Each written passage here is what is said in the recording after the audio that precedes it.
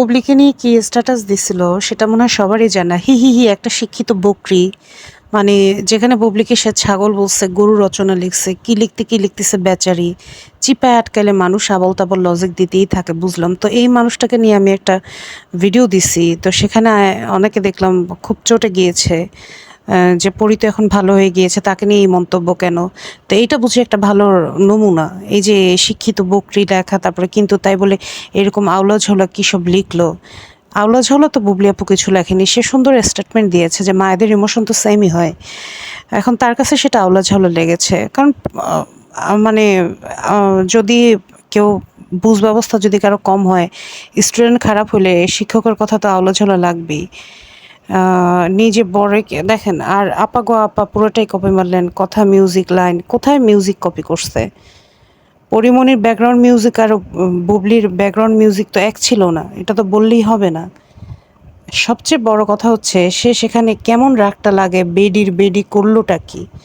তো এ হচ্ছে একজন কলিগ, তারপর সুপারস্টারের ওয়াইফ, বাচ্চার মা, তাকে নিয়ে সে এই ধরনের কমেন্ট করতেছে।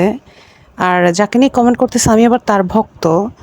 তো আপনারা বলতেছেন আমি এগুলো সহ্য করব, এগুলো নিয়ে আমি কোনো কথাই বলবো না, এবং আমি পরিমণিকে সাধুবাদ জানাবো। আমি তো পরিমণির পক্ষে অনেক ভিডিও বানাইছি, কিন্তু সে তো সে সম্মানটা রাখেনি। সে তো সেটার মানে এই যে দেখেন এখানে একজনের কমেন্টে কতবার যে আমার ভয়েসটা শুনছে সেটাই ভাবতেছি, তাই বলি হঠাৎ আমার ওই ভিডিওর ভিউ বাড়াইলো কে? এই যে কতটা হিংসুটে স্বভাবের, চোখে মুখে হিংসার হিংসা ঝরে ঝরে পড়তেছে। তো আপনারা কি মনে করেন যে এগুলো মানে খুব পজিটিভ কথা? আর এখন আপনারা আমাকে শিখাচ্ছেন পজিটিভিটি কি, কিভাবে ভাইরাল হইতে হয়, কি করতে হয় না করতে হয়। কেমন রাগটা লাগে বলো? হ্যাঁ, ওনারই খালি রাগ আছে। আর উনি যে বুবলিকে প্রকাশ্যে এভাবে হেনস্থা করে কথা বলতেছে, বুবলির বড় বোনকে উনি শারীরিকভাবে আঘাত করার হুমকি দিচ্ছে, তো সেখানে আমাদের আজকে আর কি খুব ভালো লাগে, তাই না? আর ওনার বিতর্কিত কর্মকাণ্ড যদি উনি করে, ওনাকে অবশ্যই কথা শুনতে হবে। উনি আপনারা আমার ভিডিও দেখে এত মানে রেগে গেছেন কতিপয় মানুষ। আপনারা কমেন্ট পড়েন না? বিভিন্ন নিউজ পোর্টালে ইউটিউবের কমেন্টগুলো পড়েন কিনা? এই যে দেখেন কোন আপা কি কইলো আল্লাহ মালুম। মানে যে আপনার গরুর রচনায় লাভ দিছেন, মানে এই বাবু স্যার হচ্ছে ওই বুবলির পোস্টে লাভ ইমো দিছে, সেখানে আবার বলতেছে গরুর রচনা। তো বুবলি আপুর পোস্ট হচ্ছে গরুর রচনা, আর ওনারটা কি? মানুষকে হেয় তুচ্ছ করে কথা বলে, আর একজনের মাকে হেয় তুচ্ছ করে কথা বলে, যেখানে না কোনো শব্দ মিলল না কথা মিলল। এখন মাকে তো মাই ডাকবো, সন্তানকে তো সন্তানই ডাকবো। ব্যাকগ্রাউন্ড মিউজিক যেখানে ডিফারেন্ট, সেখানে উনি এইভাবে ছোট করে আর একজন মেয়েকে কথা বলতেছে। Curious mind wants to know আসল কাহিনী। আমি ঘুমেছিলাম।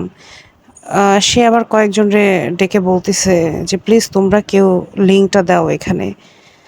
তো কাজী রোমানা নীর হচ্ছে আবার ওই জয় চৌধুরীর ওয়াইফ। আমি একমাত্র দেখে আসলাম, যাই ঘুমাই।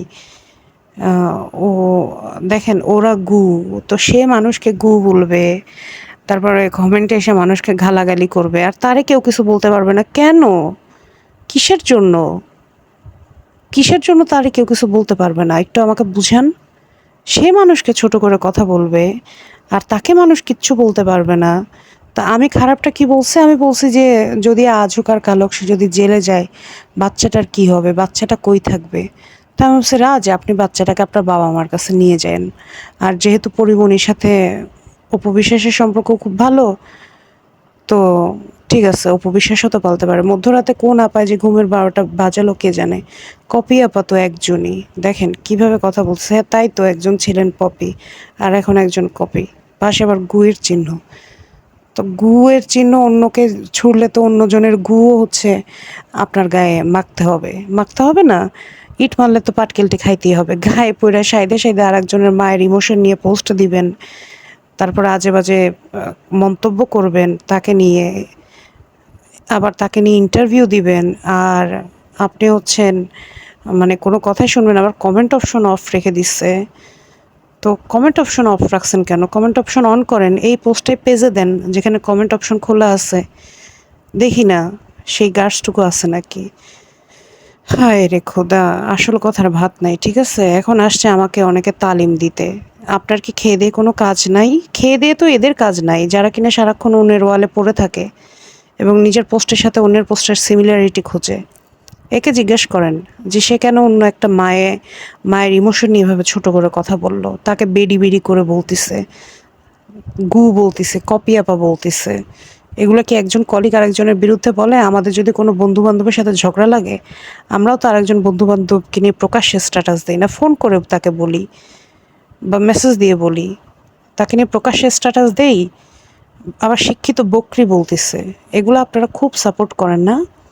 আপনারা আপনারা যে এত বেশি মানে নিরপেক্ষতার ভেগ ধরতে পারেন সেটা তো আসলে জানা ছিল না।